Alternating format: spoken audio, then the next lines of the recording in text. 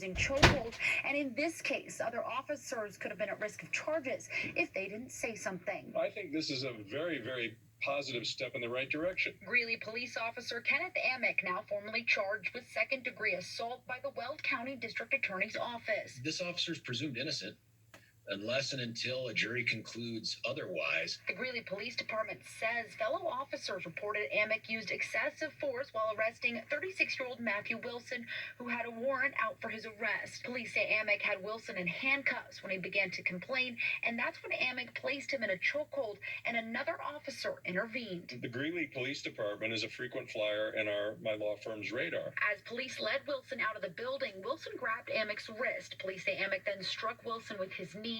Wilson, along with fellow officers, later reporting excessive force. Because the law makes it illegal not to snitch. David Lane, a civil rights lawyer, says Senate Bill 217, the Law Enforcement Integrity Act, could have been why fellow officers reported Amick. Probably felt, A, it's the right thing to do to report this brutal cop. B, the law requires them to report the brutal cop. And C, they were looking at charges if they didn't report the brutal cop. George Brockler, a former district attorney in Colorado, says if fellow officers don't report excessive force, they can be criminally liable. That's called a first-class misdemeanor, punishable by up to 18 months in the county jail. That's a big deal. But he says he worries about a side effect of the new statute. That we create some hesitation or reluctance to act in law enforcement that could result in the death or serious injury of themselves or the public. Amick It has could been not an result officer in here the in death of the Greeley public. for That's the 15 point. years. He is currently on administrative leave and is expected back in court on August 23rd.